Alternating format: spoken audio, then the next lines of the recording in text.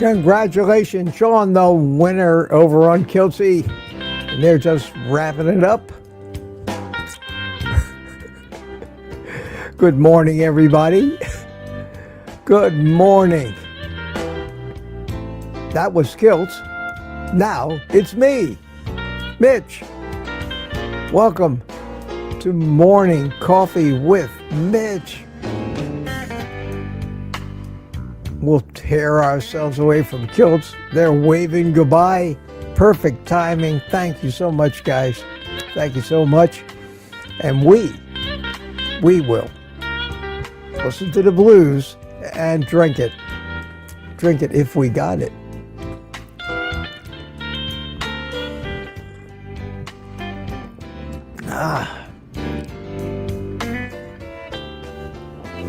I love it when a plan comes together. Yes, sir. Yes, sir. Professional. Professional show business at its finest.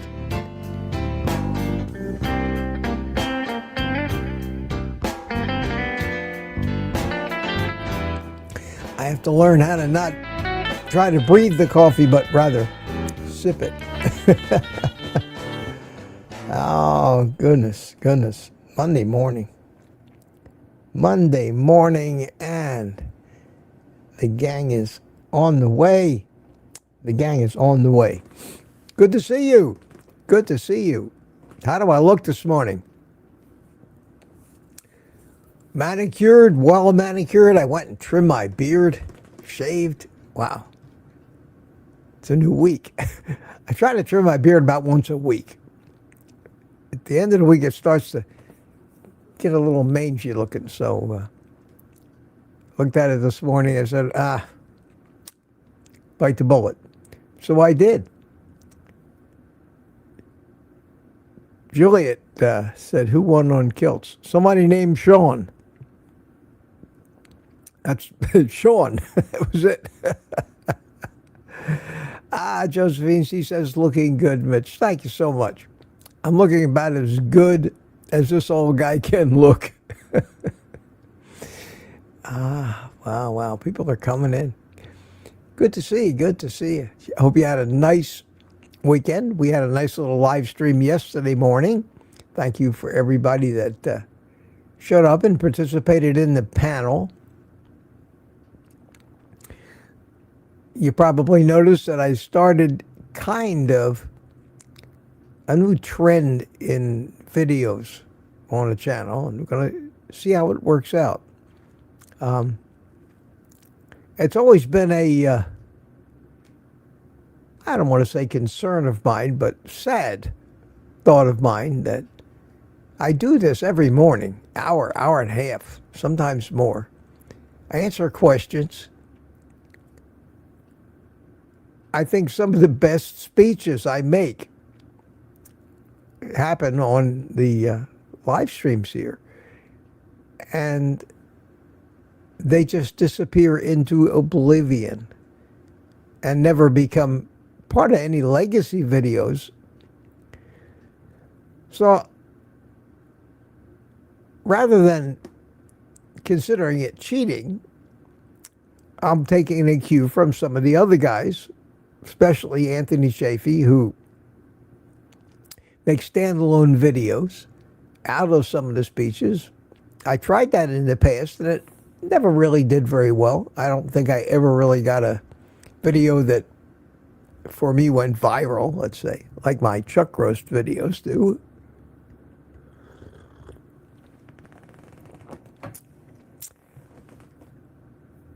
But I started making these clips that can go anywhere from 4 to 5 minutes to 15 to 20 minutes. And it's a lot of good information that I really want out there. I got some compliments on them from people, and I'm going to continue to do that. I'm going to continue to do that until I have a good reason why not to anymore, if I consider it a waste of time and it doesn't generate. But your success on YouTube is measured two different ways. Number one, how many views do you get? Now, when they say views, we all know we've clicked on something and clicked off of it within 5 seconds. Is that really a view? Clicks would be the more accurate way to describe it. And just because somebody clicks on something, how much of it do they really watch? And when they watch it, are they paying attention? And when they pay attention, can they understand what you're saying? The meaning of what you're saying? Or are you a distraction in the background of their daily lives? Elevator music. YouTube gives us a chart, an analytic for watch time that shows what percentage of the people who clicked on the video are still watching, and the graph just always goes down. Usually you lose a third to a half of your viewers within the first 10 to 15 seconds of the video. That's human nature. The need for instant gratification. And YouTube recommends that in order to retain viewers, you cram as much as you can into the first 5 seconds of your video, or 10 seconds, or you're going to lose them. That's a shame. People just have no attention span, and it's getting shorter and shorter and shorter every day because of social media, TikTok, Shorts,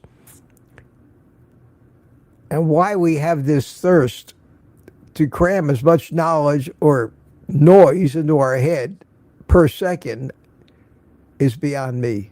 We're all afraid we're going to miss something these days. Nobody smells the roses anymore. It works against YouTube, against YouTubers who might be trying to actually put out something they think might be helpful. So I keep trying. Just like people who can't succeed on a diet. Keep changing up, trying new things every 5 minutes. We YouTubers are constantly chasing that stupid algorithm, trying whatever our motives are, whether our motives are to sell you things, to help you, pump up our own self-esteem and ego. There's as many different motives as there are different players. Whatever the motives, we keep trying to figure out how to become or have our message spread more widely and actually mean something. It's a challenge, and it's why you see me sometimes try something different, try something new. Sometimes the old thing just gets too repetitive, so you got to change up. So I hope you like that, and I hope that something meaningful and finally ends up in the public discourse and dialogue, if indeed I'm putting out anything meaningful at all, and I'm not just deluding myself. And that's a possibility too, because I am my toughest critic.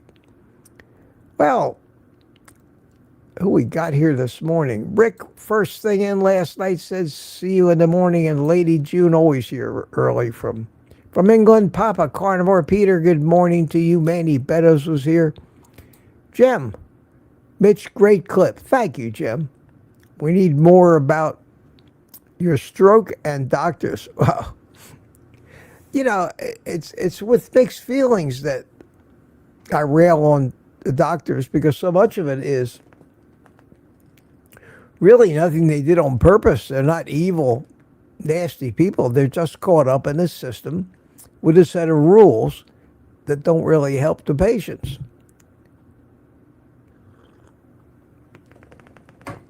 Too much corruption, too much money. We have fabulous doctors in the carnivore community, and I try not to paint them under the same brush as most of these guys I meet out there that are just so overloaded, they don't even have time to stop and think. they have to see 100 patients a day just to pay the bills. And that's why many of them drop out. So, but I certainly have no shortage of stories of suffering, both mine, my parents, and about everybody I know, at the carelessness of these doctors and the statistics that attribute the third leading cause of death in this country to medical mistakes. And you know how I feel about that. I think it's the first and major leading cause of all suffering. They don't know as much as they think they know. Nikki W. says, good morning. Michael Pregler, 3-something in the morning, says hi. Brian Dish, good morning to you. Brian Patty's Garden. Hi, Missy, in the morning. I understand your rant yesterday. People have to wake up, push against the plant foods, especially those with glucose, sugar. So bad for our mind and body. Well, if that's what plants are.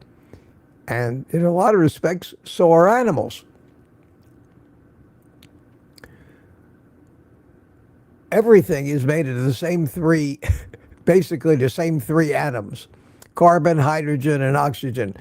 Put them together in different formats, they might become cellulose in a plant.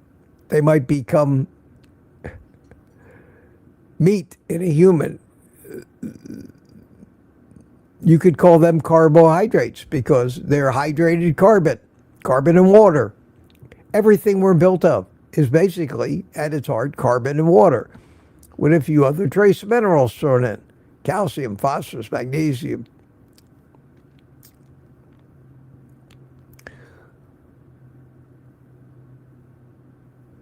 Trying to define what a sugar is or what a carbohydrate is ain't easy, because it's all made up of the same atoms. It just behaves differently when it reacts chemically with other things. So the things that hurt us are those, you can call them sugars, that we don't do well with it as a human body. But you can't just eliminate carbon and water. It's more complicated than that. A lot more complicated than that. Fats are still carbohydrates. They're still hydrated carbon. They're still carbon, hydrogen, and oxygen. They just form in a little different molecular pattern and don't have the properties or do the damage of what we call sugars. But it's all the same stuff. That's why the body can take one and turn it into another very easily. It just has to move an atom around somewhere in a molecule, and voila, you've turned protein into fat. You've turned protein into sugar. We give it fancy names like gluconeogenesis. All that's happening is the body is taking the same raw materials. Like when you got a pile of bricks and you want to build something, you can build a lot of different things out of those bricks. You can build a wall, you can build a house, you can build a barbecue, a fire pit. The bricks are still bricks. Well, that's the way a human body treats carbon, hydrogen, and oxygen. Carbohydrate. So nobody thinks about things like this. Why do I? I don't know. United Carnivore, Mike, how you doing? Good to see you this morning.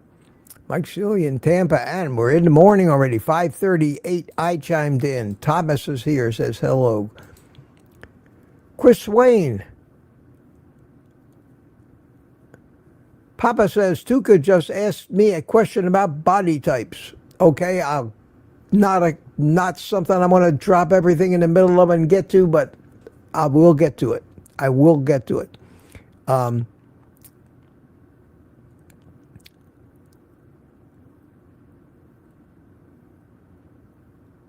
Mike Silly Sr. chimed in. Jerry, in the middle of a forest. Mitch, Can you queue up? Now, this is one I don't understand. Can you queue up the new avatar Amy created for your moderator, Peter, for you to premiere on your channel this morning, please? I have no idea where the hell I would find that. So if you want to let me know, or Peter, where I can find so I can queue it up, and I have no idea where you would like me to queue it up or how to make it show up as Peter's avatar. That's up to Peter to do. I'll be happy to, but I don't get it. Sorry. That's something I haven't ever had faced with before. Elaine Crawford, Mitch, would you please speak about kidney health? And this is one that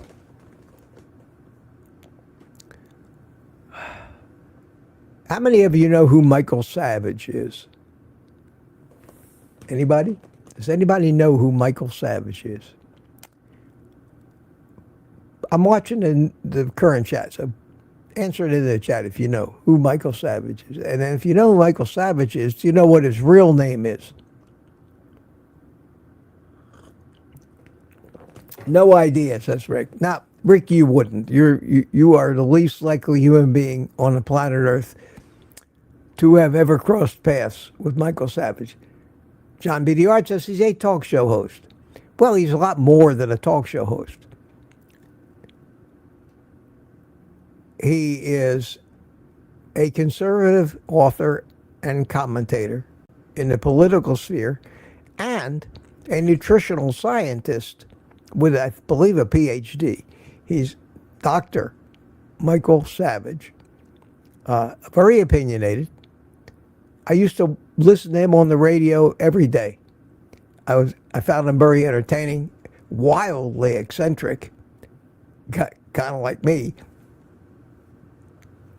wildly opinionated, abrasive as hell, and his real name is Michael Weiner, and he's Jewish like me. He lives in California. He loves boating and all kinds of stuff, but what a strange duck Michael Savage is. But he does know his nutritional science, and he knows his politics. He wrote the book entitled Liberalism is a Mental Disorder. That pretty well sums up Michael Savage. So yes, I know who Michael Savage is. Michael Savage, I hadn't heard, but Elaine claims is saying that Carnivore trashed his kidneys, damage done to his kidneys.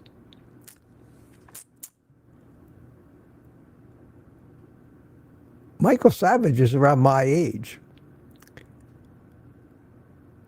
I know that his diet hasn't always been carnivore, because I know Michael Savage used to talk about his eating and dining experiences out there in California.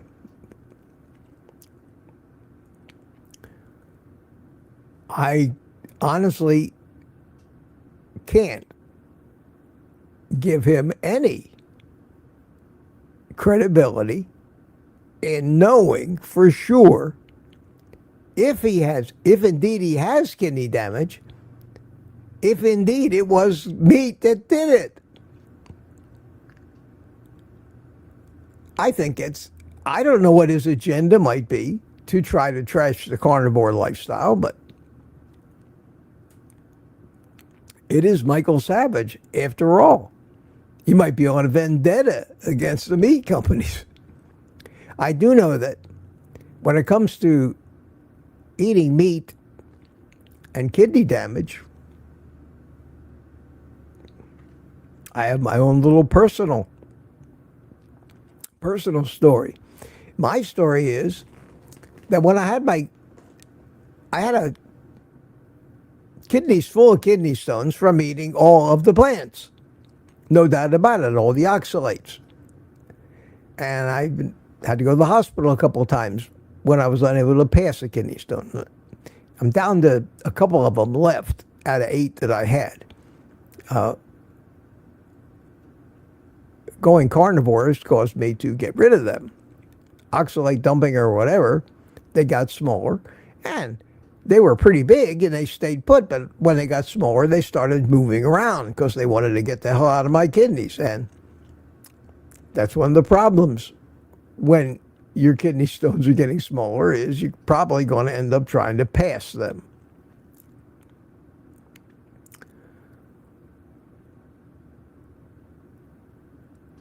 While I was in the hospital, one of these outside doctors who makes rounds, one of those emergency room trolls, as I like to call them, all of a sudden became my new urologist.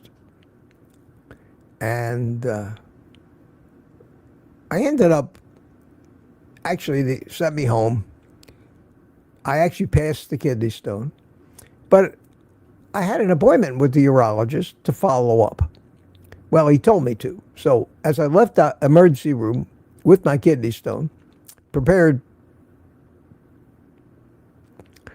to put up with the pain and whatever was I had to put up with while I passed it, it wasn't stuck. It was just going to take some time. Traveling down the ureter. It's a big, long ride from the kidney down to the bladder. So this doctor, I was told when I left the hospital, within 7 days, make an appointment, go see this doctor as a follow-up. So I said, well, I don't have an outside urologist. All I have is a VA. I have a urologist at the VA who, along with a million other people, tries to keep track of me, but I pretty well self-direct my own care. I said, well, it probably wouldn't hurt to make an appointment and see this guy. He couldn't see me for 6 weeks. He was too busy. I said, well, they told me at the hospital to see him within 7 days. Well, I'm sorry, the doctor's booked up. He's not taking new patients, blah, blah. I said, well, he told me to come see him. Well, all right, make the appointment. So I made the appointment for 6 weeks. I wasn't happy with this guy and the snotty office staff. I wasn't happy with the way they worked anyway. He was a friggin' patient mill. The last urologist, the VA sent me to outside urologist, turned out to be the greatest fraud and medical procedure salesman on the planet Earth. I told that story about him. My batting average with these clowns is not good. So when I went in there, I said, I'm coming in basically just to interview this guy. The kidney stone passed. I don't need him anymore. I have no immediate medical need, but it never hurts to be on somebody's roster anyway. So I went in there. When I went in, she hands me a stack of forms to stall. I said, what do I need to do that for? I was this patient in the hospital. You have all the information about me that you need. You have my hospital records. Well, the doctor requires that you fill out. Oh, okay, give me the form. So I fill out all the forms. Then the nurse calls me in, and right away, she's coming to me with blood pressure cuffs. I said, no, I'm not here for that. I'm not here for an exam. I'm here to interview the doctor and find out if I want to hire him, period. Well, she got all snotty. Nobody ever talked to her like that. How could you be so disrespectful, Mr. Weiss? I said, you made me wait 6 weeks for this anyway. I'm here. I just want to meet him.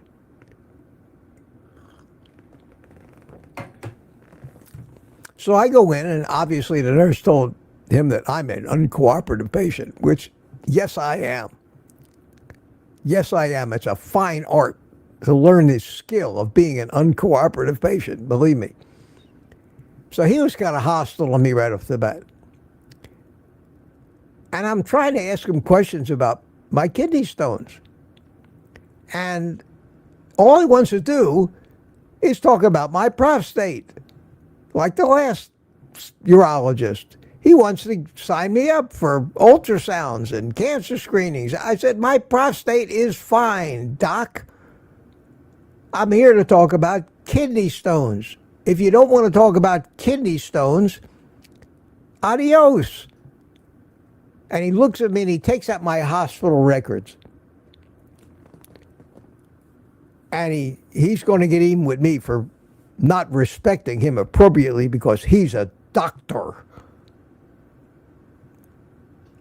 I have a hard time saying the word doctor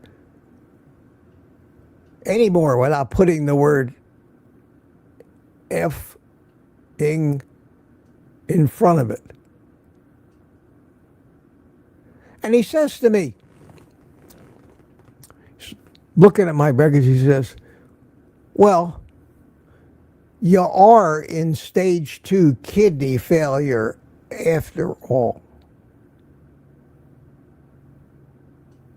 Now, imagine that. Imagine that. He is going to scare me. He's going to scare me. Now, what he doesn't know is that I know that I'm not in any stage of kidney failure. I know because I've seen the test results. And the reason that he thought that he could tell me that I was in kidney failure was because of my estimated glomerular filtration rate number was off, and it was off because I eat predominantly protein and fat.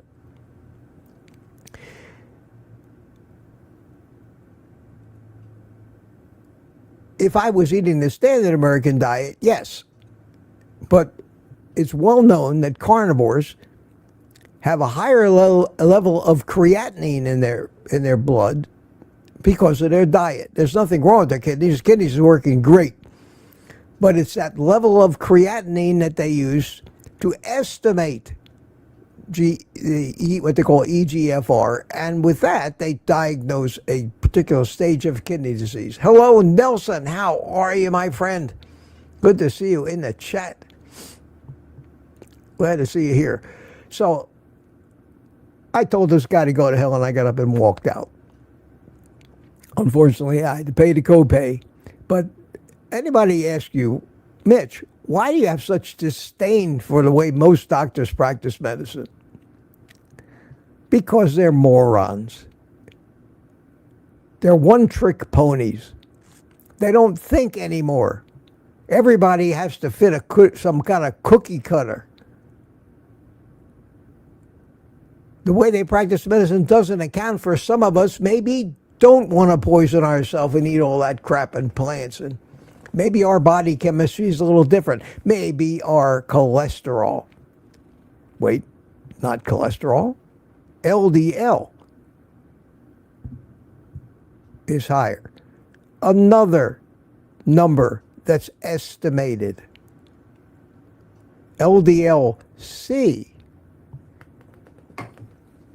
is an estimated guess at how much of the cargo in your lipoproteins is indeed cholesterol and not any one of the many other lipids that are carried and vitamins that are carried in that lipoprotein. Most of these blood tests, as far as I'm concerned, aren't worth the paper they're written on. They are estimates of the averages of sick and dying people who are poisoning themselves slowly for a lifetime. And those of us that have finally figured that out, and those of us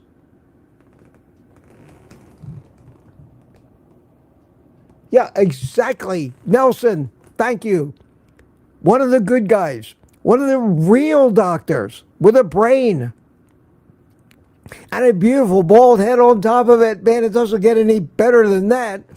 Says, by the way, you cannot diagnose chronic kidney disease based on only one test, plus there is a nuance to the diagnosis. Yes, how come I know that, Nelson, and you know that, Nelson, but this quack didn't? Or he was just mean and evil and wanted to get even with me for not showing him or bowing down to his eminence. I can't stand it. I'd rather die, I think, than have to turn myself over to these fucking butchers, and pardon my French.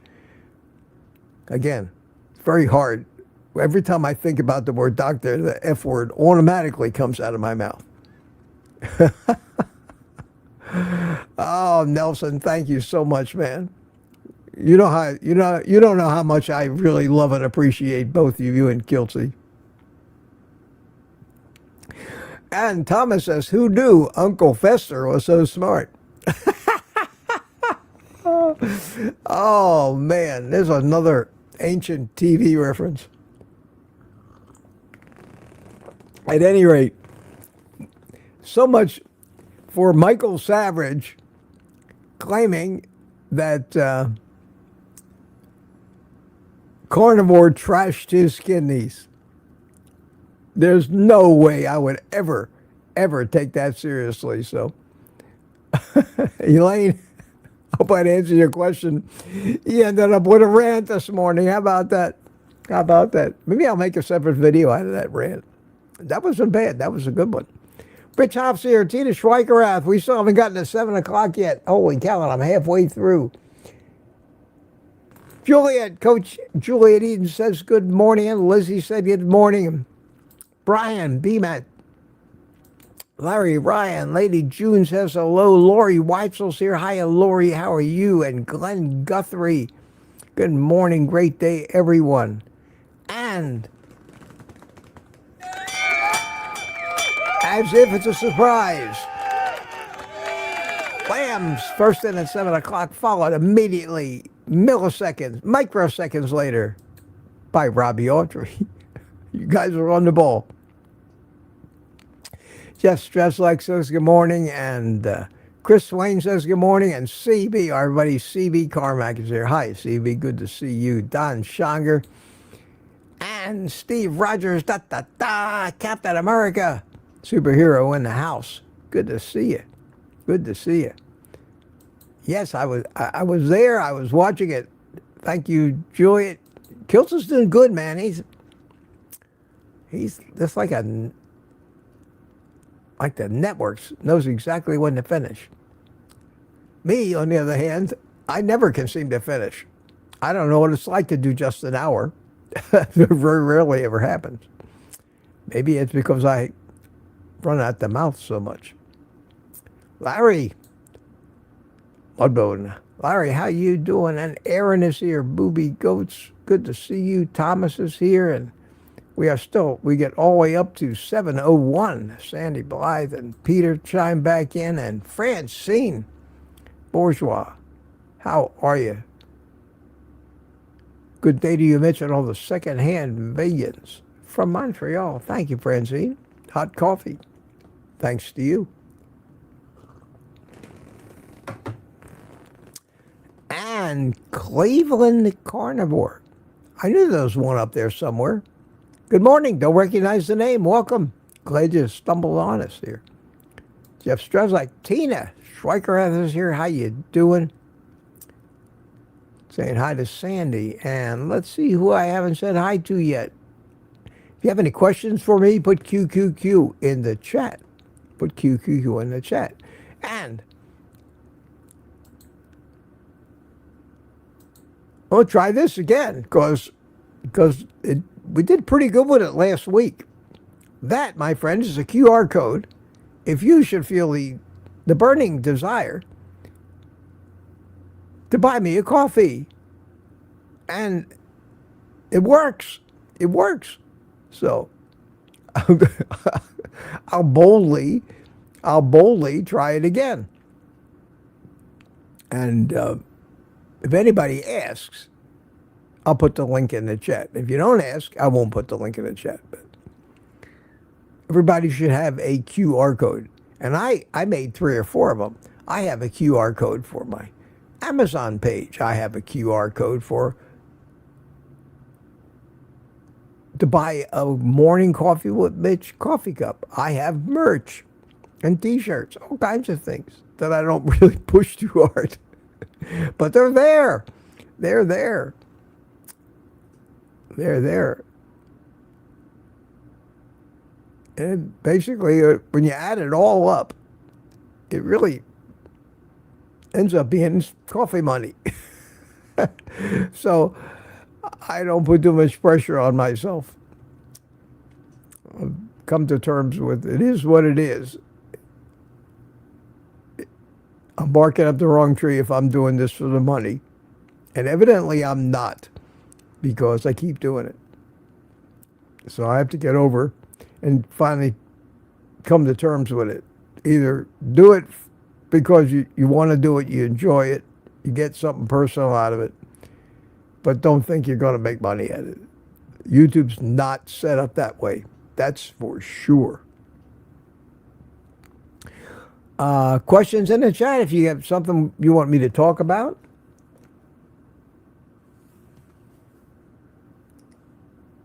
I got a coffee. I got a coffee. Yes. I got a coffee from Jerry Voitush. It still works. Thank you, Jerry. Jerry keeps me in coffee. What a guy. You know, if you got something you want me to sign, Jerry, to write me off as a dependent on your income tax, just let me know. I'll swear out an affidavit.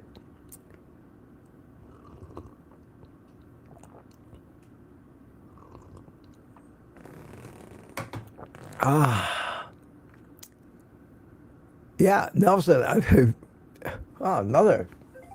Oh, God, things are dinging all over the place. Captain America. Wow, isn't this great? Captain America.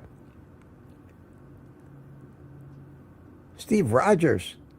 Bought me a coffee, too. I'm glad to hear you're upbeat as well. I'm fine. I'm doing great. I'm feeling good. Feeling good. Trying to get re-energized and re-excited about YouTube, and it's not anything. It's not any of my audience. It's not anything except that this is a genre with too many people that want to see us go away. Too many financial interests against healthy eating. The whole entire medical community and all their money. Somebody's got to pay for all those new nursing homes, hospice centers, and hospitals. They have to keep building to handle all the ever-increasing number of people that are sick and dying because they're taking their advice. The absurdity of the whole thing is mind-boggling, and yet it continues to go on, and it continues to grow. And more people get sick, and more diabetics. Nothing is being solved except the car payments of the doctors. So it's frustrating, and I've never considered myself a crusader, but damn if I haven't become a crusader. Jojo, salute to you, Mitch. Love watching you. Jojo says, send me a coffee. Thank you, Jojo. Thank you so much. I like that little QR code. Pretty cool. Pretty cool. So let me start cruising down the chat. If I missed saying hi to anybody, hi. Main Runner's here. How you doing, Donna Ray? Good to see you. And Tuka's here saying hi to his girlfriend, Sandy. I don't know what Tuka and Sandy seem to. Oh, that's their business. I'm not surprised, Rick, that you don't care about the YouTube algorithm. Nothing about you surprises me.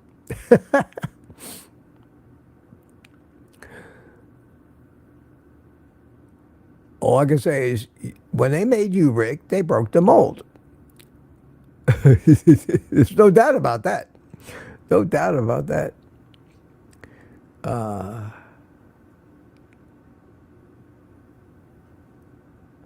You guys are talking to each other.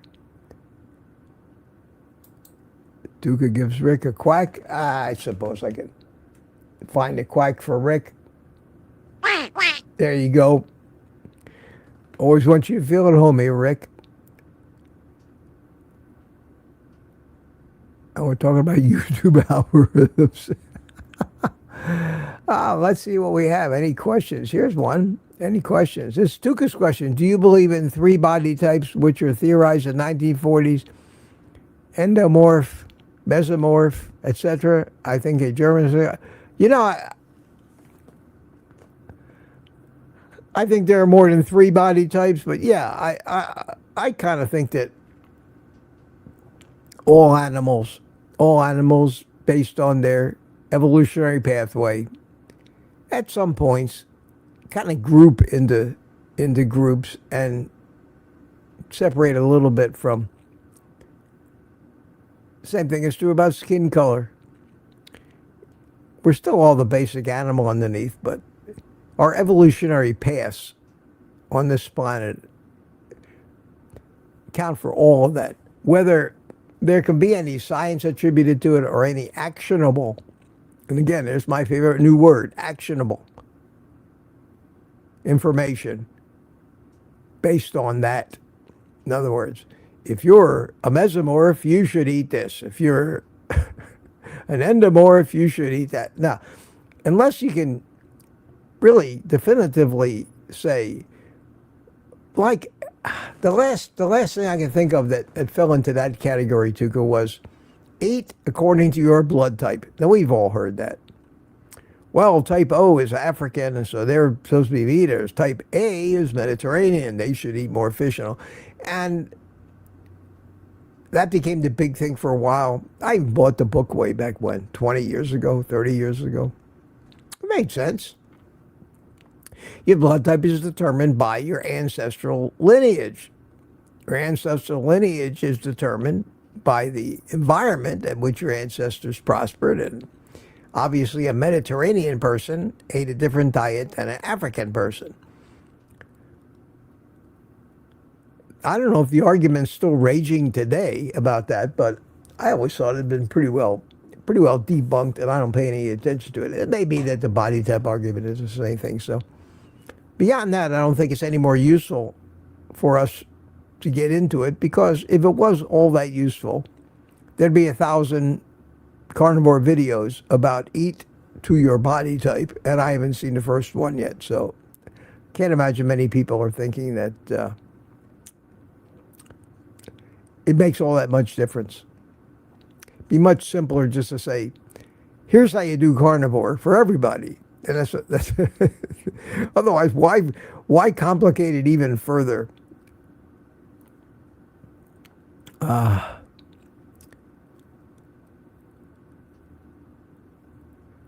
Everybody's talking.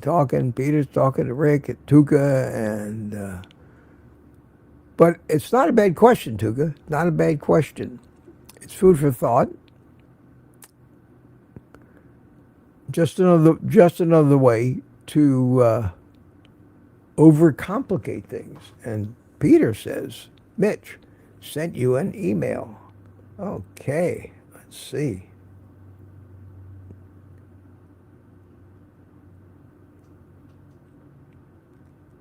Oh, okay, here's the link of what Jerry was talking about. Let's see what it looks like. Oh, it's a short.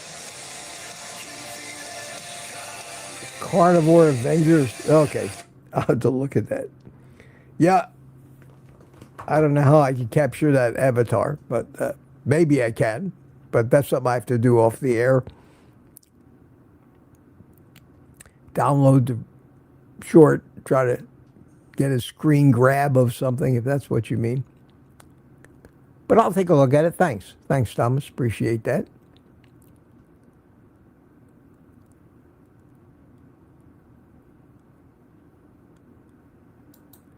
Juliet says, oxalates in kidneys can last for years after going carnivore from a crap diet. Then people blame the carnivore diet. Yeah, it's like everything else. All the damage that was done to my body, any clogging of any of my arteries, all came from decades of a crap diet. No sooner do I go carnivore, they blame everything for that. My stroke, everything.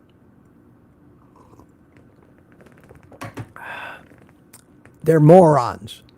They're morons, and not only are they morons, they're mean morons. And they're holier than thou and smarter than you. So I guess we're supposed to respect them for that.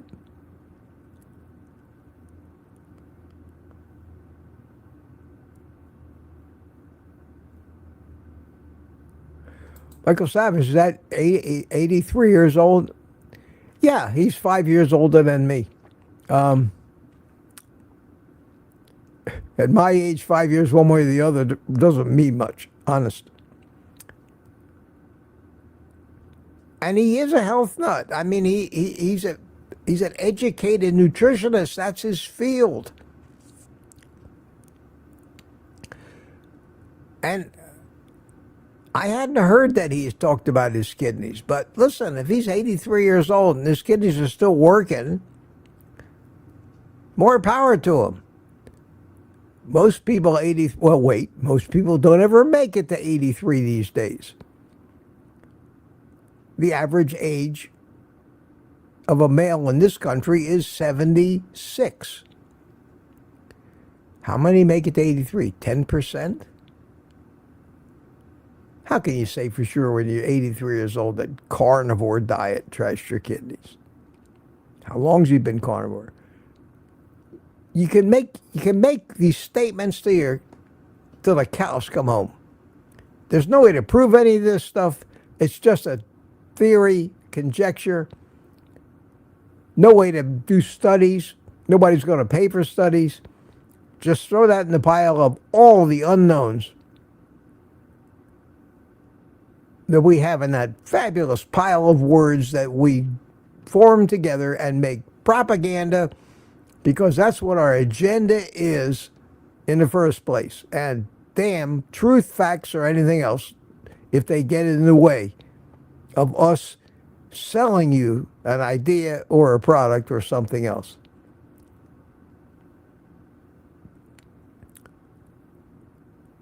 Yes, sir. Bitter, Mitch? I see it everywhere.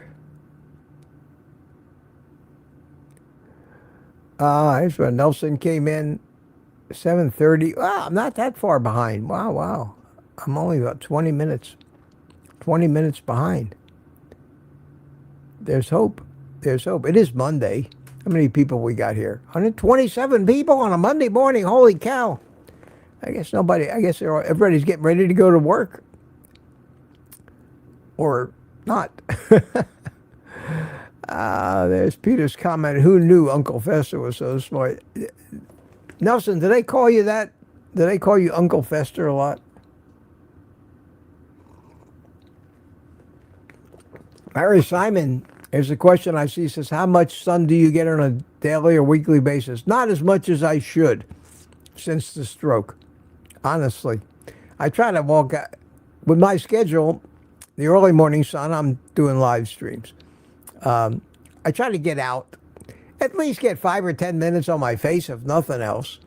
Occasionally, I'll put a lawn chair out back and take my shirt off and lay in the sun for about 15 or 20 minutes, but it's usually later in the day and it's hotter.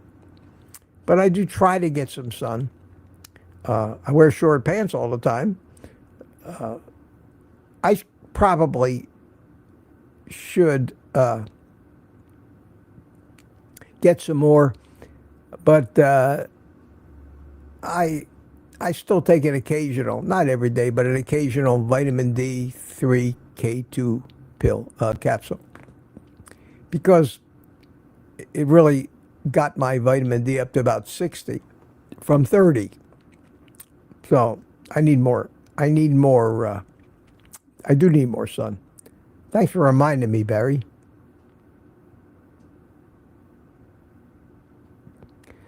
So evidently, an avatar of Peter on that thing. I'm going to have to do that because everybody's talking about it. Rick says, yeah, Rick, out of the mouths of babes, man. YouTube costs you, not pays you. Yeah, in more ways than you can imagine.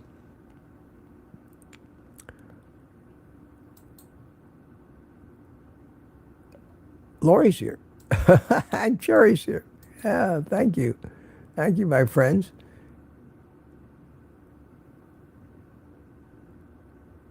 I don't know what Anthony's trying to say. I don't get it. But you break it up your...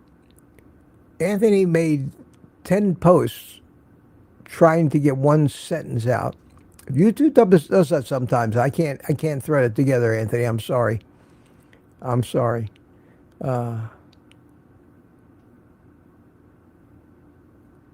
Here's a question from Barry Simon. All right. All right. We may not go too long today. How about that?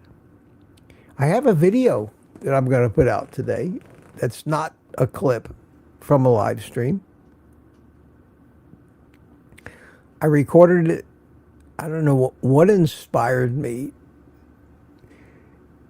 but I last night out of my patio, I recorded this. It's, I mean, 13, 14 minutes long.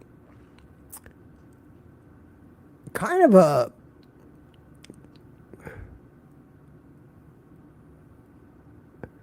tough love kind of a speech. Hopefully, maybe it'll help so many people who are struggling, not just today on Carnivore, but like me, it's been a lifetime struggle, and nothing ever works long term. Nothing ever sticks. Something always sabotages us. And I look at the turnover in Carnivore or keto or any of these things. The recidivism rate has got to be 98%, 99%. When you look at in our community, for example, the number of people who can say, I achieved my goals, I want for nothing, I'm perfectly satisfied, my carb addiction is in remission, the cravings are gone, I'm loving life this way, and I've been doing it for X number of years, and that's the key. And don't fall off the wagon. Period. Ever. I can say that now. I got pushed off the wagon when I was in the hospital. I got pushed off the wagon by the hospital dietitians that figured out every which way to get sugar into me with me fighting and kicking and screaming. Re-addicted me to sugar. And I had to unaddict myself again. Again, the medical community creating problems for me, not solving them. Tough Love with Guru Mitch says, Barry Simon, thank you so much. A little super chat there from Barry. Very generous, my friend. Always appreciate it. Always appreciate it. And hard to ignore when I have the chat up on the screen and these big colored boxes come up. That's why people who do these question and answer live streams encourage people to put their question on a super chat. It makes them money and they can't miss it. It's hard to miss. I don't encourage that or require it, but certainly I'm thankful for it when it happens. And anyway, I got this video coming out, and I don't know if I'm just wandering all over the place in it or not, but I think it might be important for some people to hear this message, and I hope you enjoy it. And I'll be coming out. As soon as I'm done here, I'm going to edit it and get it ready to post, and probably 2 o'clock to 3 o'clock this afternoon, which is supposedly my busy time on YouTube. I'll be putting it out.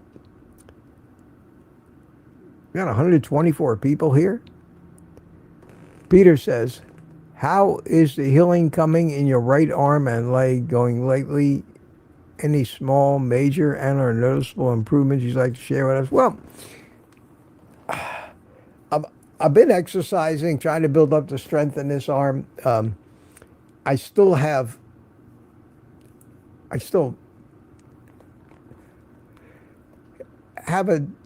distinctive lack of fine motor skills. It's getting better, but I still feel the stiffness. I still feel the stiffness in it. You can still feel. And it's not anywhere near back to where it was, and it's going to take maybe years. But it's good enough now. I mean, I can certainly do everything I need to do. I'm becoming more dependent on my left arm. But like anything else, life throws you these curves. You adapt and move on. Or you kill yourself. That's the choice you have. Nobody wants to hear you complain about it. So my walking, it's not the strength in walking. It's basically a balance issue. It's like being a drunk all the time and bobbing and weaving. But that's pretty normal. I've heard from some of my viewers who had strokes years and years and years ago and said everything is pretty well got back to normal, except I still feel like I'm drunk when I walk. Well, that's the hardest muscle function is balance. It requires thousands of small corrections every second, and it requires probably the strongest and most accurate connection to the brain. And it's why a child can take years to learn how to walk and run without falling on his ass all the time. But it'll happen. So I pretty well resolved myself to the fact, Peter, that I'm not going to ever get to the point that I was when I was 30 years old, and nor should I expect to. Nor should anybody that starts pushing 80 ever expect to be in the same physical shape. Occasionally you see some Superman type person that's been an athlete, Jack LaLanne type at 90 years old and still, lifting school buses over his head, but that's not normal. The normal 80-year-old died years ago. That's what we got. So once you get to my age, every minute that you can live and feel good and be occupied, and even more important than anything else, feel useful for some reason or other and not irrelevant anymore, is another year worth living. Jeff Johnson, hi, Jeff, the name you know. Jeff says, yes, Mitch, you adapt and move on. Thanks for that, Mitch. Yes, that's true, Jeff. We have to. And we basically have to just be thankful that it's not any worse. The old saying, it's a little cliche, but it's an old saying nonetheless. He says, I used to feel sorry about having no feet until I saw a guy with no legs. Count your blessings, I guess. Mark C. sent 5 old guy givers. Thank you, Mark. Mark single-handedly keeps our private community going through his generosity. I hope some of them stick around. We have a good time. We have a good time. All right, what time is it now? 7:58. I'm at 7:46 in the chat.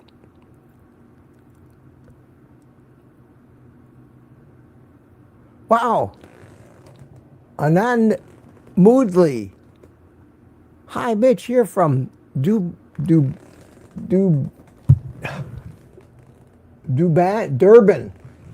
South Africa. Wow. Welcome, my friend. Welcome.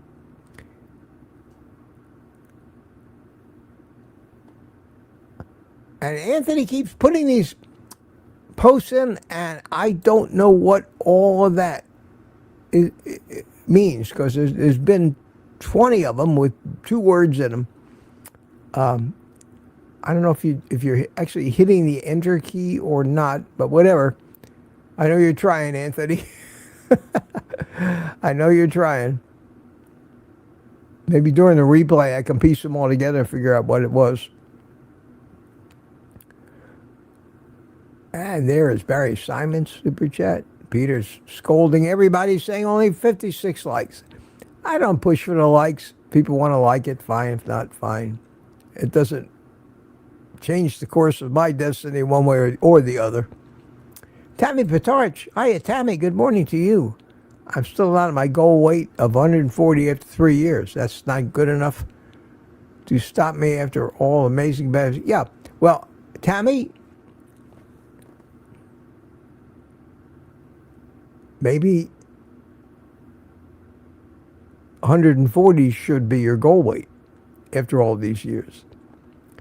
Maybe we set goals for ourselves that kind of contradict with what our body actually thinks we should be. I don't set goals in dieting. There's two reasons why setting goals can be counterproductive. The first and most obvious reason is most people, when they hit their goal, that's the end of their diet. They go right back because the diet wasn't pleasant. It was a temporary thing. It was being on a diet. Not that's your diet. You're on a diet, which indicates someday I'm going to be off of it when I reach my goal. So I always say that goals in life, you need goals. I say, the hell with goals. All goals do is screw you up. They either get you to quit too soon or they frustrate the pants off you for the rest of your life because you can't ever reach them. And most people, when they make goals, life comes along and gets in the way anyway. It's like trying to make plans. How many of the plans that you made when you were 18 years old actually worked out for you? The only thing that ever worked for me positively in life was the things that I didn't plan for. Everything I planned for kind of went away the way of its own, totally out of my control. So, forget the goals. Forget the goals. Eat the right food. Let the chips fall where they may. There's nothing you can do about it anyway, except frustrate yourself. So, Tammy, if you feel good and you're healthy and the pain went away, you're right. You are on the right track. The fact that you didn't reach your goal, don't let it stop you from enjoying the benefits you've gotten, because this may be the best you're going to get from it, because none of us are spring chickens anymore. So take what you get and don't punish yourself or agonize yourself or try to fix something that probably isn't broken, Tammy. Probably not broken anyway. So, good. Interesting comment. Interesting comment. Mike Pregler. Oh no, my mouse decided right now that it was going to quit working. Oh, why does that happen? Why does that happen? Bear with me a second, my friends. Would you please? Let's see. I want to go to mouse settings, and I have to tell it to change the pointer to the right. There we go. And okay, now my backup mouse is working. Michael Pregler back from the gym. Good to see you, Mike. It was great to see you the other day too on the live stream.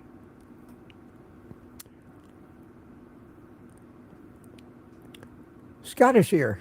Good morning to you, my friend. And here's where Mark C bought the gift memberships, and I think we're coming down the home stretch here. 7:59. Yeah, 5 minutes. Wow. But timing. 118 people.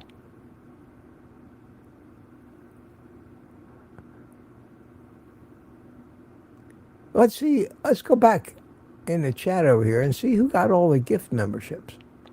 Let's see who got them. Ketone Seeker. Congratulations. Oh my God. Robin Heron. Robin! Carnivore's grandma. Welcome to the club. Welcome to the club. Billy Massey received the gift membership. Wanda Dyson. Welcome. And David R. received the gift. How about that? Well, welcome everybody. You can thank Mark C for that, and hopefully we'll see you Thursday night.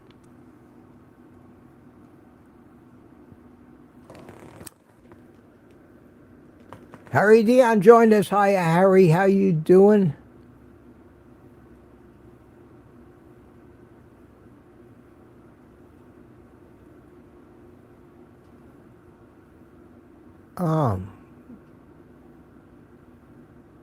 Trying to read the end of the chat here. Peter and Tuka's talking, and I did it. I got to the end of the chat. The last entry, Jerry Hall, Carnivore is a lifestyle, not a diet. That's true. You can call it a diet if you're not talking about a diet as something that you're on. Rather, something you do, something you're living, something you are. You are a carnivorous animal. Not everybody needs to be on strict carnivore. That's kind of what I talked about in the video that's coming out today. So I hope you all enjoy it. Well, I got down to the end of the chat. I think you guys are all talked out. Wow.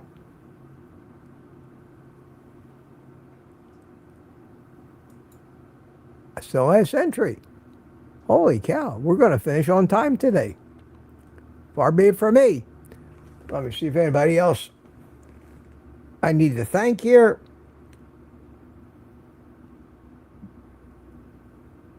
No, thank you. Jerry Voitush, Steve Rogers, and JoJo for keeping me in coffee this morning.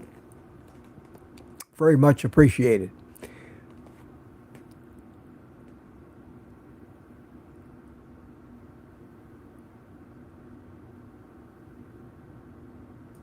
Tuka wishes us a good day, and same to you, Tuka. I'm going to play some happy music.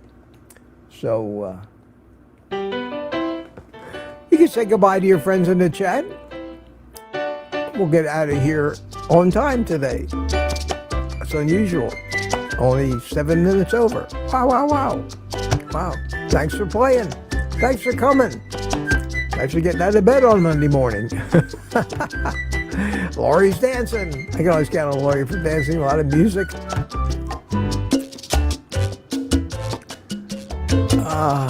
Jeff S. says, good morning, everyone. Michael Pregler, Tuka, I like the way you keep your brain working. CB Carmack, yes, yes. Harry Simon, get some sun. Yes. Man, we have to...